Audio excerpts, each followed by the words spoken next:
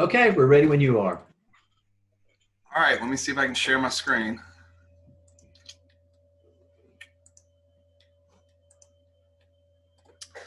All right, so I am currently teaching a Science in 103 course called Science in Context, and I had worked up a little presentation about my research in the taste of fat as an example of science in action. And so the book on the left of your screen, Failure, Why Science is So Successful, is actually our textbook. I can't see Oh, it. you can't see it? Can anybody see? Can't see the screen. You can see it? We can. Everybody can see the screen? Maybe because you're a co-host? I'm not sure, GR.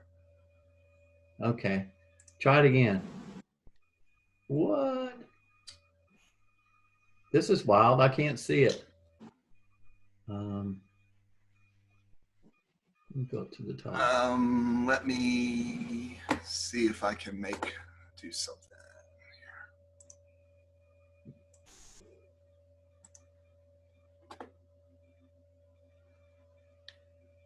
All right, I'm going to stop sharing it and we'll go back, try it again.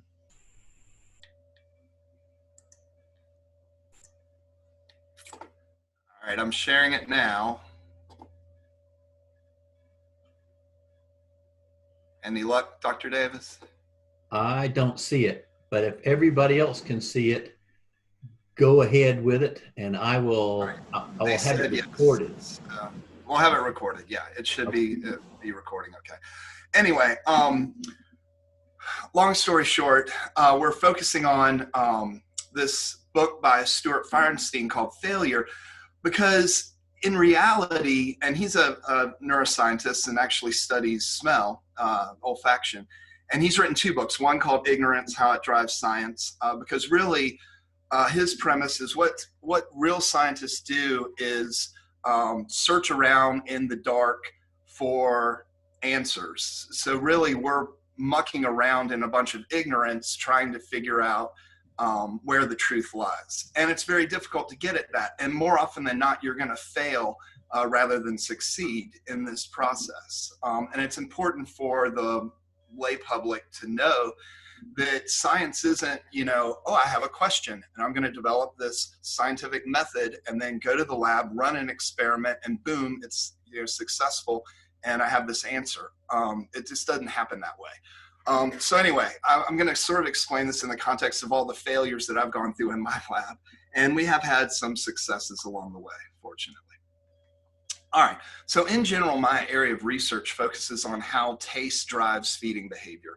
And I got interested in this because of the obesity epidemic. And we know that there are three major things that contribute to obesity. Your genes plays a role, and it plays a role in susceptibility in terms of your metabolic rate and your storage of adipose tissue.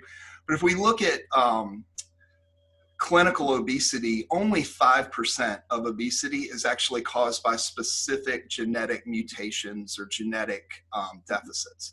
So the majority of obesity is caused by really two things: your calories out and your calories in. If you expend more calories than you consume, you're going to lose weight. If you consume more calories through high fat, high caloric food than you're expending, your body's going to be really efficient at storing that extra energy, unfortunately.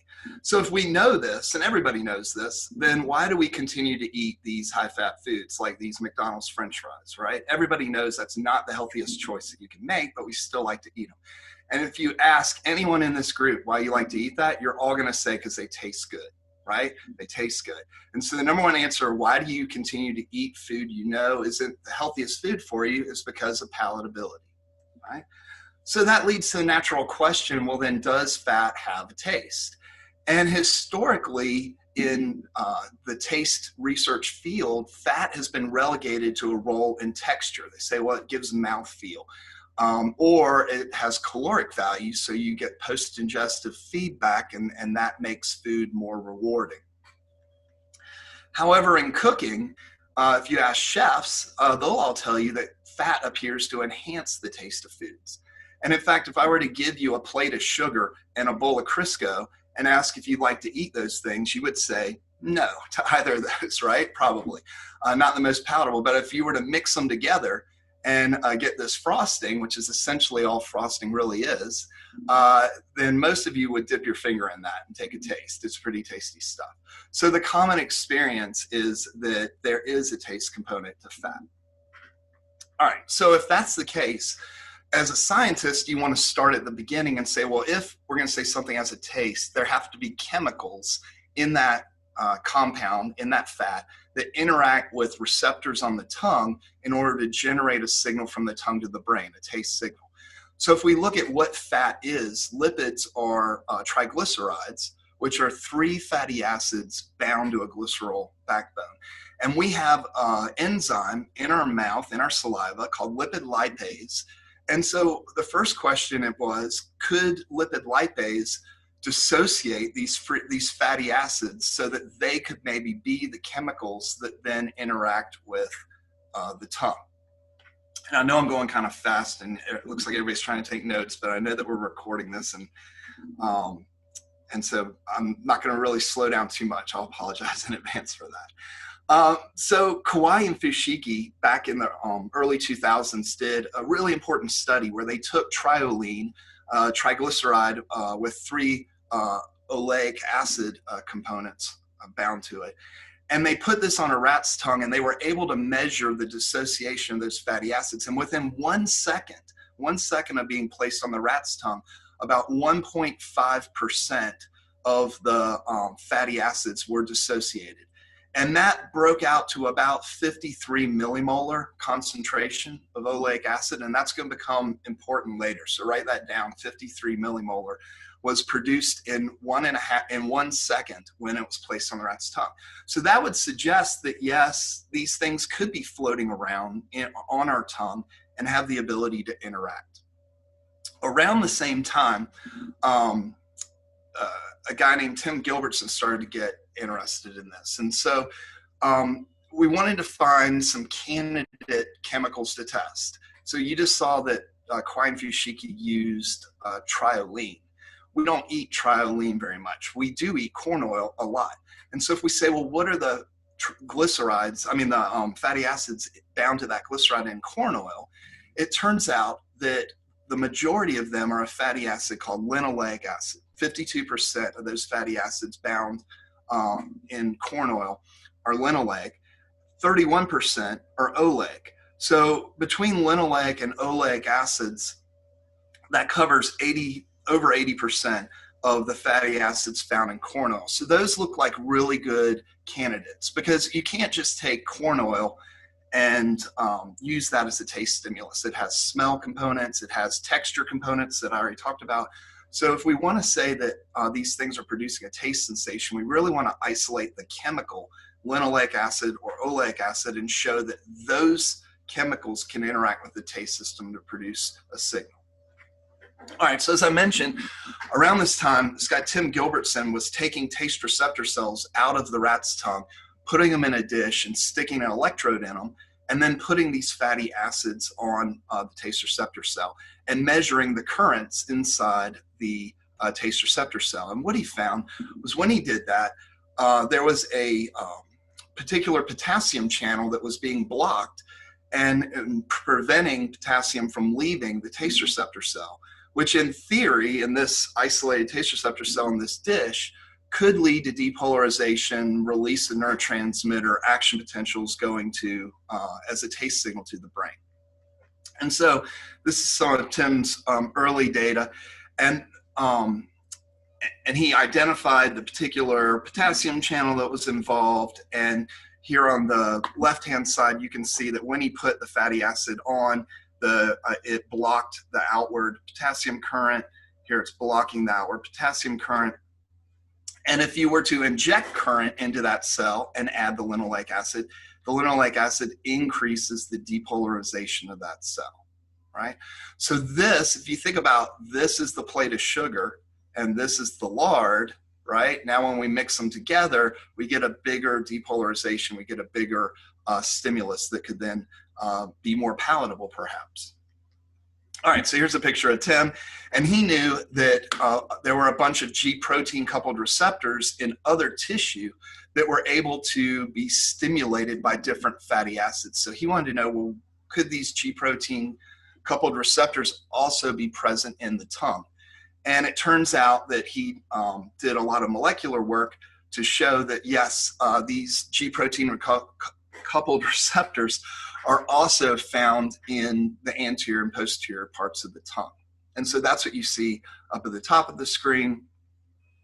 In purple is the delayed rectifying potassium channel. That's found everywhere on the tongue. And then these G protein coupled receptors are found in different places. So Tim developed this really nice model that you see a diagram of to show how fatty acids could be transduced. What are the different mechanisms, molecular mechanisms? And all of this he did through measuring expression of these receptors on the tongue and through isolated electrophysiological recordings from isolated taste receptor cells. The taste community said, that's great, Tim, but it doesn't show that this is actually a taste. We want to see behavior. We want to see nerve recordings. We want to see brain activation before we believe this model that you've constructed. And that's sort of where I came in. So about this time, I was graduating with my PhD.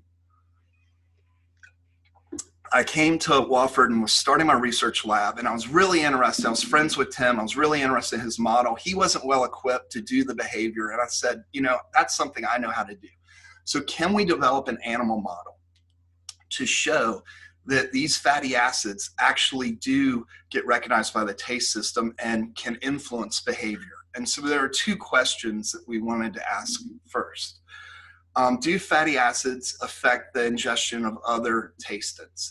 Tim's data would say yes. When you add the fatty acid, it adds depolarization, so that should enhance or affect the ingestion of other tastings.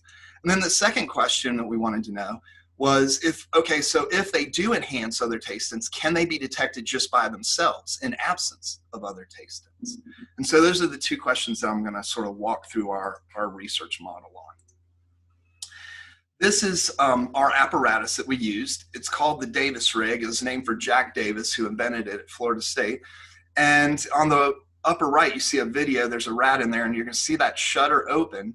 The shutter opens, and then the rat has access to a tube. We can actually put 16 different test tubes with different taste solutions in there. The rat's licking now. The computer's counting the number of licks.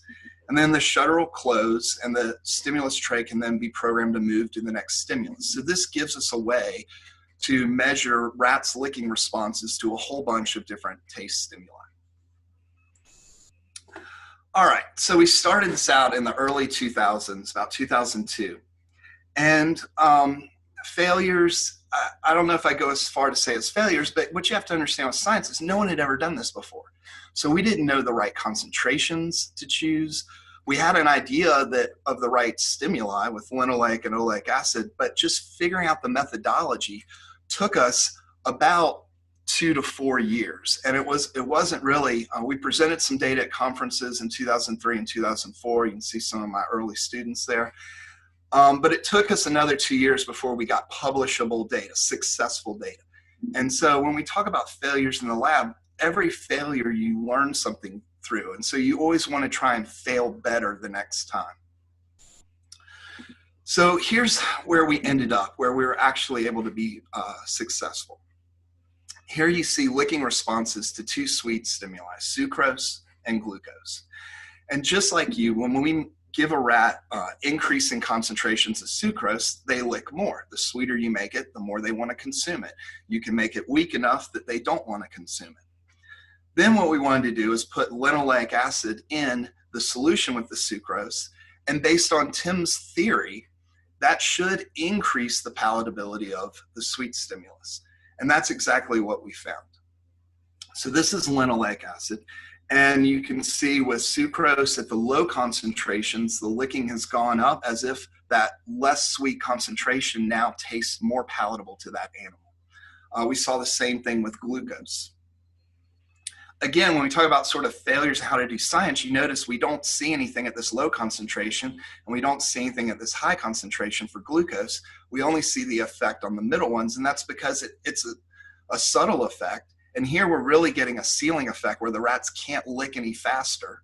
And down here, it's so weak that it isn't enhancing that sweet taste very much. So again, we have to be careful about how we interpret our data. Down here you see oleic acid, and immediately you'll notice there's a similar effect, but a much smaller effect size. Oleic acid didn't increase the licking as much as linoleic acid did. Now, we also did this with tastants rats don't like. So here the rats are thirsty, and they will tolerate low concentrations of salt and sour and bitter, but as you make it more salty, more sour, more bitter, they begin to avoid that and they'll stop licking, right? So based on Tim's model, we would predict that these curves would shift to the left because when we added the fatty acid, it should increase the aversion or increase the intensity of those tastants. And that's exactly what we saw when we did that. Things that animals would tolerate became more salty and they licked it less, more sour, more bitter. We did the same thing with oleic acid. I don't have that data here, but again, we saw a similar effect, but not as big of an effect. All right, so we got some successful results, and this is my team of students that published on this paper with me. And this was the first publication in the world to show that these isolated fatty acids could actually influence ingestion of other taste stimuli, which is a pretty big deal. So we felt pretty good about checking off our first research question. And so the next question that we wanted to ask were, okay, if we take the fatty acids by themselves, can they be detected in the taste system? And so when we're talking about failures, we tried a similar methodology to what I just showed you. So take different concentrations of fatty acids, just put them without sucrose or any other tastant in that Davis rig and see does the animal lick differently to different concentrations of the fatty acids. And guess what? The animal doesn't lick any differently compared to water for any of them. And so, you know, that's a failure, but maybe we weren't using the right type of methodology. So if you want to know if an animal can taste something, there's a very simple and rather old method that has been developed called a conditioned taste aversion. And so in the conditioned taste aversion, you take a tastant. In this case, we were interested in the fatty acids. You give it to the animal. You have control animals that get a saline injection. And the next day you measure their consumption of that tastant. In our experimental animals, they're going to get an injection of a solution called lithium chloride, which causes nausea and gastric distress in the animal. And so the animal learns, as some of you probably have conditioned taste aversions after you ate something and then got sick, and now you don't want to, you want to avoid that particular food. The animal, if they form a taste aversion, will then not want to lick that tastant the next day. So that tells us two things. One, the animal got sick. Two, they associated learning being sick with what they consumed. And three, the thing that they consumed, they were able to detect that it actually had a taste. In order to form an association with that, it has to have a taste. So we thought, okay, this could be a good way to measure whether fatty acids are detectable. In addition to that, we wanted to show that a taste pathway was involved.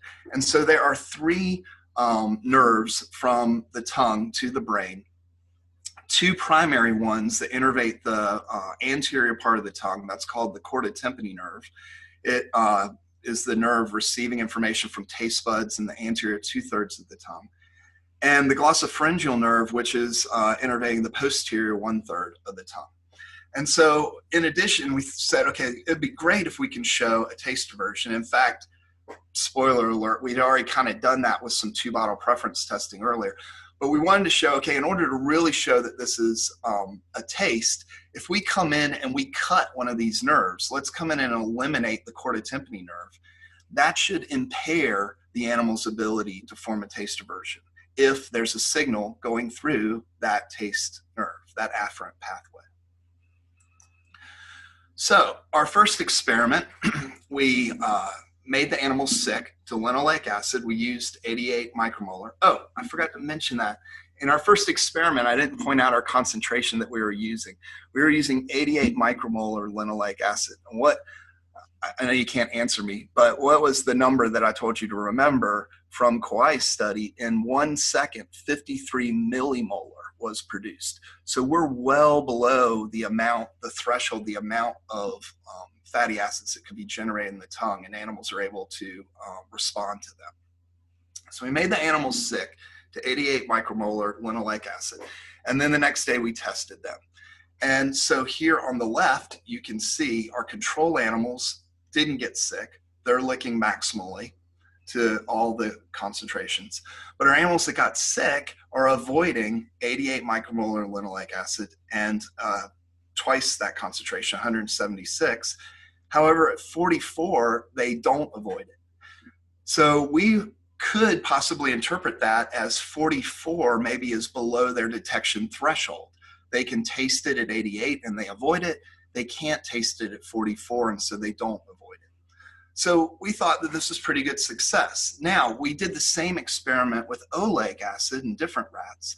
And with oleic acid, we didn't see any effect. The animals couldn't detect any of the concentrations. And so we were a little bit bothered by that, and that was a mild failure in the lab. And we were doing this with very short stimulus trials, 8-second trials that the animal was able to lick. And we were doing that because we wanted to say that this was a taste effect and that there wasn't any post-ingestive signals from the gut, that there wasn't any smell signals. But then we thought, well, if this is a subtle effect, a smaller effect for oleic acid like we saw before, maybe 8 seconds isn't long enough for the animal to be able to detect the oleic acid. So they start licking and then they have to detect it and stop licking, and maybe 8 seconds isn't long enough. So we increased our trials to 30 seconds and we still didn't see anything with oleic acid. We did see an interesting effect with linoleic acid, that with 30-second trials, the animals now showed avoidance of 44 micromolar. So we were sort of correct in the fact that with 8 seconds at 44 linoleic, micromolar linoleic, it wasn't long enough for the animal to detect it and then stop licking to show us that they could avoid it. But if we gave them 30 seconds, they had enough time to lick and enough that they could detect it and then stop. So had we stopped right there and sort of concluded, hey, the detection threshold for linoleic acid is over 44, we would have actually been wrong. And so you have to be very careful about how you interpret your data. Now, remember, we also cut those taste nerves. So all those animals I just showed you were intact animals. When we cut the taste nerve in the first study, the animals avoided some. They avoided more than the controls, but they didn't avoid it as much as the intact animals. And when we did that in 30-second trials, we saw the same thing, that cutting the nerve impaired their ability to perform this conditioned taste aversion. And we were very excited about that. We were still troubled about the oleic acid, though. That really bothered us, because why wouldn't we see an effect with oleic when we see it with linoleic?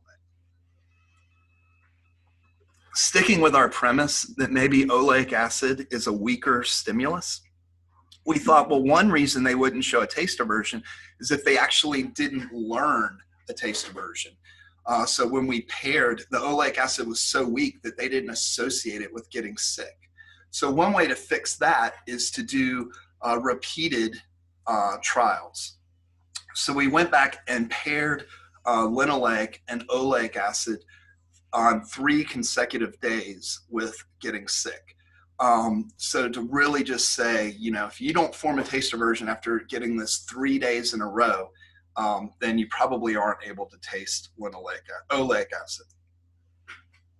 We also cut the chordotympany nerve in this study in the previous study, we cut the nerve and then made the animals sick. We did all the testing after the nerve cut. Here, we wanted to make the animals sick and then cut the nerve and then test them, because then we know that the animals showed a taste aversion, and then cutting the nerve compromised their ability to show that. So a slightly different modification.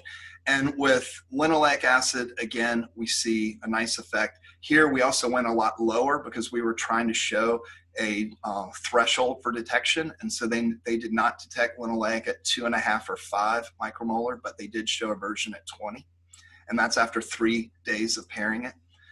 And now with 3 days of pairing, we actually did see a taste aversion to oleic acid. And we were really relieved, because our previous research suggested that rats should be able to detect oleic acid. And so we sort of had some confirmation that it is a weaker stimulus, and they do need more pairings, but they can then show a taste aversion. And then the bottom data is showing after then we cut the taste nerve. And so you see these animals that are showing a taste aversion here, and then we cut the nerve, and a couple of days later, after the nerve's been cut, they no longer are able to show that taste aversion. And so again, we felt really good about having demonstrated the pathway from the tongue to the brain. And again, we were the first research group in the taste world to identify a pathway from the tongue to the brain that could be transmitting this fatty acid signal. And so these are our co-authors on this paper. All right, so we could check that off. And so all of those goals that we did took about 6 to 7 years, and we ended up with 3 publications out of that. But there were a lot of failures along the way. It's important to keep that, to remember that. GR, can I have like 15 more minutes? I have one more thing I want to talk about. Absolutely, absolutely, go for it. All right. So we were starting to get noticed. Our research was getting noticed by other people. And Tim Gilbertson, we were talking with him, and as I mentioned, we're friends. And he was doing some work on genetic influences on fatty acid sensitivity with his molecular study. So he was taking these animals that are bred to be lean, called S5Bs, and these rats that are bred to be obese, OM rats. Here's Tim down here. I gotta have a picture of him on the slide. So this is research that he did.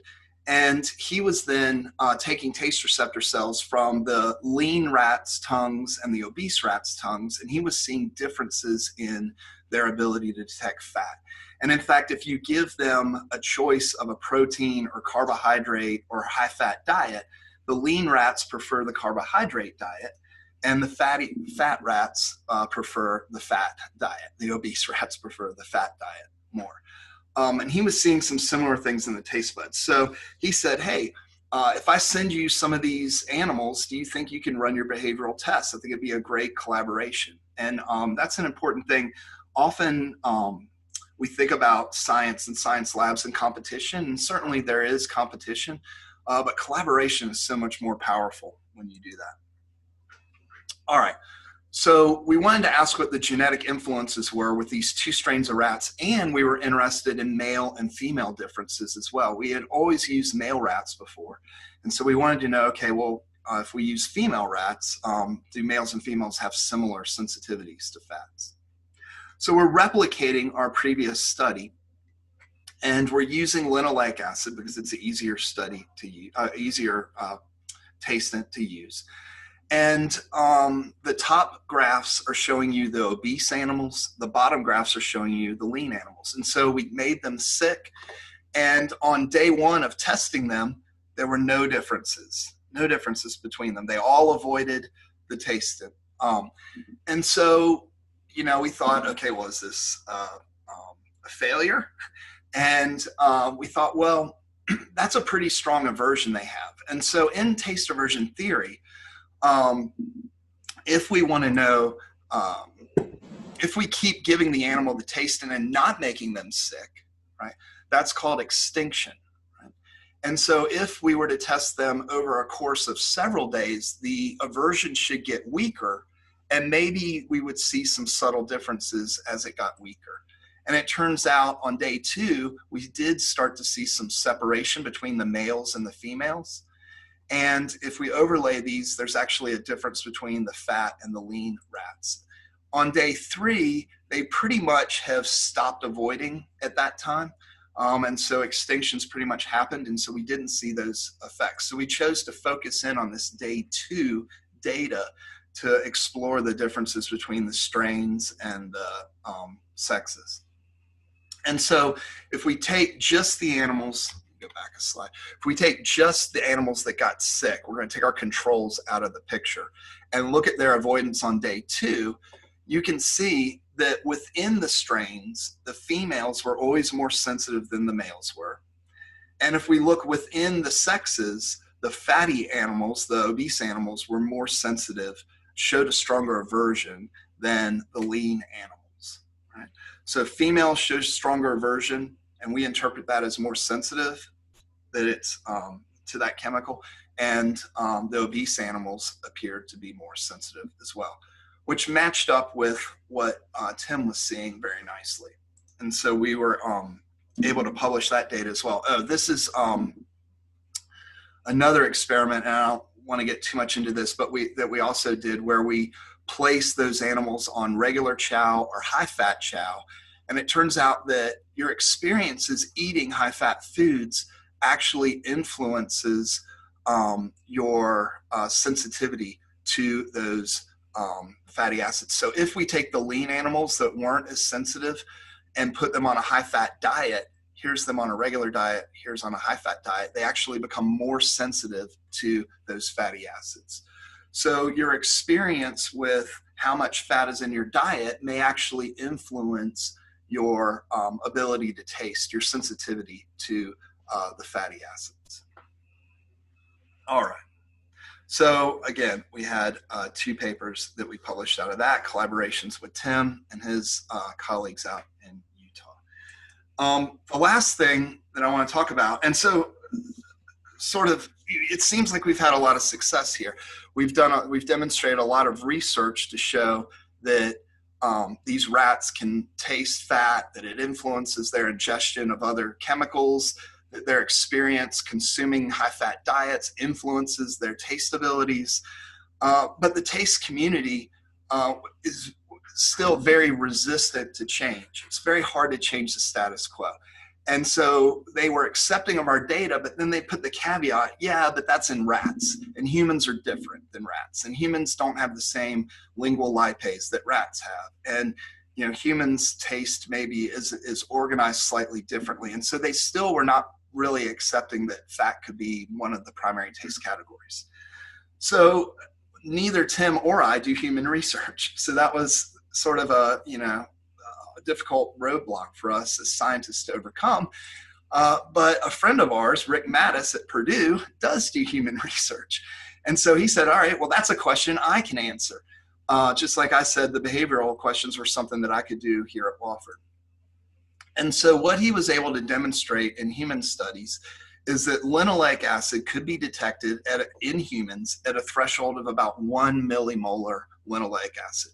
So if you remember, the threshold for rats to detect this after the taste aversions was down in the 20 micromolar range. So, okay, rats may be more sensitive to fatty acids, but humans, 1 millimolar is still well below the amount that we think could be generated on the human tongue. And so Rick did a bunch of different studies, and he was able to show that not only can humans detect it with taste, they can also detect it through smell, through orthonasal olfaction and retronasal olfaction. There's an irritancy associated with it. And so he was able to show pretty conclusively that humans could detect these fatty acids, at least linoleic acid. All right, so then we're like, okay, now do you believe us? And there was another roadblock who said, well, that's fine, but you're using the dissociated fatty acids, and we think that rat lingual lipase that Fushiki and Kawai used in their study is different than humans. Humans don't produce the same enzymes in their lipase to dissociate these free fatty acids. So another roadblock for us to overcome. And so we've begun some of that work here at Wofford in a collaboration with our chemistry department, where we were using a technique called acid-base titrations to measure the amount of free fatty acids after humans swished corn oil around in their mouth. And so this curve down here shows we had students, Wofford students, come in, take test sample of corn oil, swish it around their mouth, and then spit it back out for either 30 seconds, 1 minute, 5 minutes, 10 minutes, and we even made some students do it for 20 minutes, sit there for 20 minutes swishing corn oil around in their mouth. They weren't as happy about that. But we wanted to show a time course, and what we were able to show is the amount of acid produced, one, from 30 seconds to 1 minute increases, and then after about 1 minute, it increases a little bit, but not a whole lot. So if we think about the time course of you chewing your food in your mouth, 30 seconds to 1 minute is probably a pretty good time course to generate, to show that you can generate those fatty acids. Over here in this graph, we're showing the amount of acid in saliva, the amount of acid found in corn oil. If we add those two together, this is the value. And then this is the amount of acid after 1 minute of exposure. So we're seeing an increase in the amount of free acid that's being produced. Finally, we did a test with corn oil, olive oil, and mineral oil. Mineral oil is fundamentally different because it's an oil, but it has no fatty acids in it. It's a non-nutritive. It has no fatty acids contained in mineral oil. And when people swished this around for 1 minute in their mouth, we could measure an increase in acid production for corn oil and olive oil, but there was no change in acid production for mineral oil. So, we felt pretty good about this, that we had done a pretty strong case of showing that humans could generate these fatty acids in a time course that was physiologically relevant to eating food. And we submitted this for publication and got rejected. So we had another failure because they said, well, you really need to do GC mass spec and show that the acid that's produced are actually these free fatty acids. So we have done some of those experiments. Again, it's not as easy as just taking this combination of spit and corn oil that someone has expectorated and throwing in a GC mass spec. That machine doesn't like you to do that. So it's a little technically challenging, and we do have some data to suggest that we are getting those fatty acids. There's no reason to think we wouldn't. But that's sort of where we are in our research line today. So I'm going to turn it back over to Dr. Davis and stop sharing my screen so I can see you all and take any questions that anyone has for me. I do hope there are some questions, so make sure that you unmute yourself first. I feel like at a big disadvantage because I didn't get to see the slides.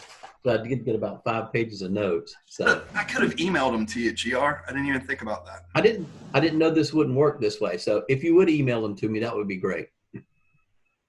And I'm recording this, but I'm not sure that my recording is going to have your slides on it. So as a precaution, be sure to email them to me and I'll get them in a little bit.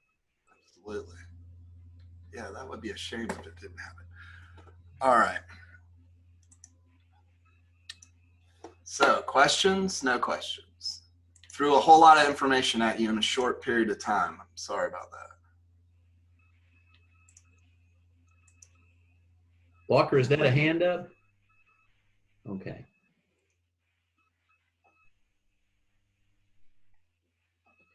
I'm going to look at my second screen here. Well, if you have a question, go ahead and unmute yourself and just call it out.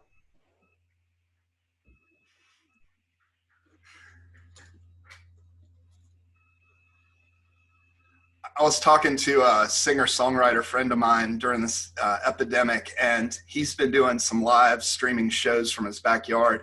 And he said that it's really odd, you know, he finishes a song and then there's this crickets. mean, there's 200 people watching him, but no applause. Yeah, that's odd. That's odd. I know I've got 6 people in the physiology course, and when we do that with Zoom, there's not a problem there. People feel really comfortable chiming in, but it is a little bit intimidating when there are 32, 33 of us on here. No problem. I'll be happy to field any questions by email if anyone comes up with anything once you're able to digest this or maybe watch it again or see the slides. I do want to comment though. So once the idea that fat is not a tastant, so we can taste sweet, sour, salty, bitter, and umami. Those are the conventional tastants that we believe we can taste. But to add one to that, the taste of fat, you've encountered a whole lot of resistance to the acceptance that humans could be able to taste could be able to taste fat, and yet it's clear to all of us that we enjoy the taste of fat. So it looks like ideas get entrenched with scientists then. Absolutely. So there was a famous quote by Max Planck, who said, how often does science change? And he said, with every funeral. So it's almost generational. I mean, you have to get rid of this old school that grew up not thinking that this could be possible. Humans don't taste fat. It's other things that drive our consumption or our preference for fat. Mm-hmm. And then the other stumbling block is a lot of people, including us, have done nerve recordings from the chorda tympani nerve and put the fatty acids on the rat's tongue, and we can't measure a taste signal, which you would think. We cut the nerve and their behavior shows us that it's compromised. But no one's been able to identify a neural signal from the mouth to the brain. And that could be for a number of methodological reasons. It could be a really small subset of neurons that get hidden and you're just not recording from the right neurons, or you can't see it in a whole nerve recording. But those two things, I think, have been the stumbling blocks to acceptance. And I will say that more people are accepting than non-accepting now. About 6 years ago at our international taste research conference, it's held every year, we had a symposium on fat taste. And Tim presented, I presented, Rick Mattis presented. And at the end of this hour-long or 2-hour-long presentation, they took a vote and said, by a show of hands, how many people believe that fat produces taste sensations? And there were about 1,000 researchers there, and about half of them raised their hand. So, and I don't want to get on my soapbox, but one of the authors of a major sensation and perception textbooks is a non-believer in fat taste. So when you have big names, famous people writing textbooks, having a lot of influence, funding grants, all of that kind of stuff, it's an uphill battle to change the status quo in science, for sure. And so at what point do you continue on with this work, or you just move to something else because of the frustration and the resistance? It's like, my research. No, we did kind of move on. We wrapped up that last study back in about 2012, 2014 ish, and we started looking at some other stuff, benzodiazepine's influence on taste, looking at taste aversions in the brain, because we got funding for that. And I had written several grants for the fat taste, and none of them got funded. And so, unfortunately, it's difficult to do this. And Tim Gilbertson and Rick Mattis are fortunate because they have big research labs and they have grant funding for other projects, so they can do these things kind of on the side without needing it to necessarily be funded. But yeah, it's science is not as straightforward and not as objective as we would like to believe it is. Well, I'm thinking that if you had an audience of 1,000 people that heard the most compelling researchers on this topic, and at the end about half were convinced, and then if those same people are serving on committees that are evaluating and funding grants, then the odds are stacked. Viewing and accepting papers for publication. Yeah, yeah. And so based on their biases or what they believe or what they're willing to believe, that can influence the outcomes of lots of careers, that of yours and the students that work in your lab, and the repercussions of that scientific reluctance ripple through over and over. Yeah. And for fat taste, it's not as consequential. I mean, yes, there's a lot we could learn about it. Maybe we could figure out how to develop fat substitutes, like we have artificial sweeteners that would be non-caloric. I mean, there's some benefits. But this same thing happens in other areas of science. And so for years and years and years, we've chased amyloid beta as the cause of Alzheimer's disease. And now some of the research hasn't panned out with vaccines and hasn't panned out with trying to eliminate amyloid beta to prevent Alzheimer's disease. And so people are now saying, maybe we were going the wrong direction for 20 years, and maybe there's other causes we need to look at. So that's a case where funding and going in the wrong direction has much greater consequences than fat taste. Okay, so one of the questions showed up in the chat here. I have a question. How long did it take for the perception community to accept umami as one of the 5 tastes? About 10 years. It was, well, I say 10 years. So in the Japanese community, where umami is much higher flavor profile in their food, they've known about this, and chefs have talked about it since the 1800s, right?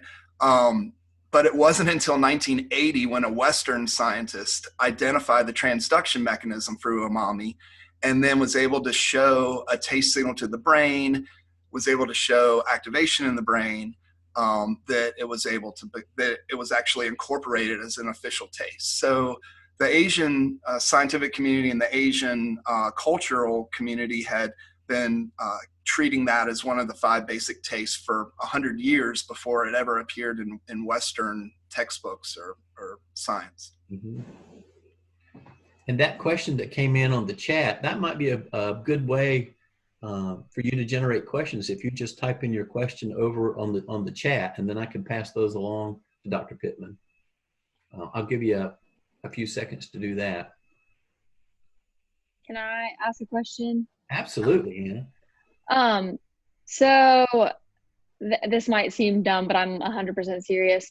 Would you then consider a food to that tastes fatty, instead of, that tastes sour? Because I feel like high fat foods are associated with other tastes, like French fries or salty, or ice cream sweet.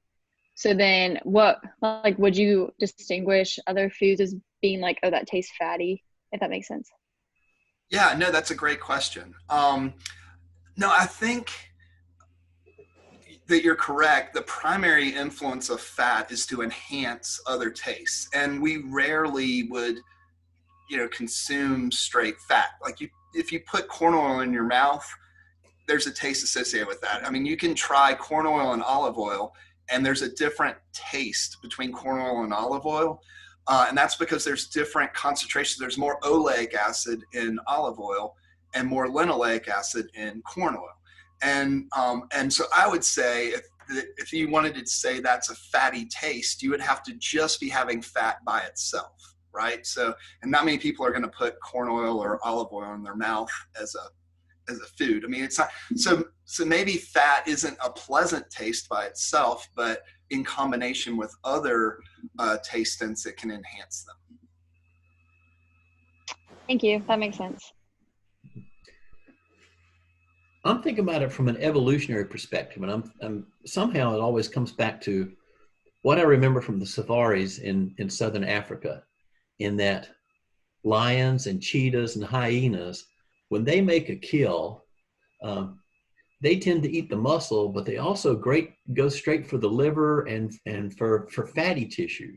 And so there's got to be, all of this is the product of natural selection in some way. And the presence of fat might be indicative of, it's a high caloric molecule.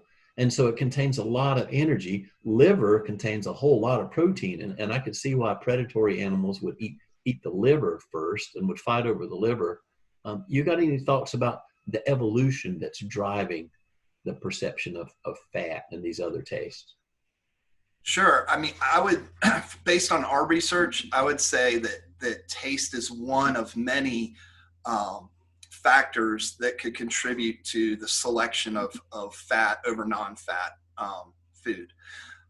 Certainly, and this is, another stumbling block about demonstrating fat taste, is that our gut can definitely detect fat and sends a strong signal to our brain that was high calorie versus low calorie. And there's a reward, there's an association, a learned association.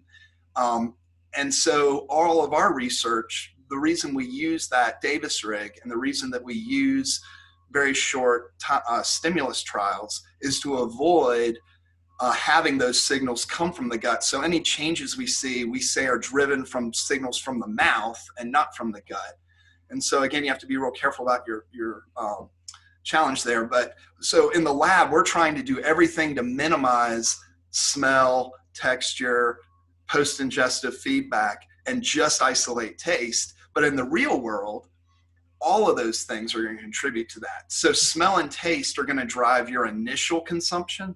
Mm-hmm. And then the continued consumption comes from those post-ingestive factors. Right. And there's certainly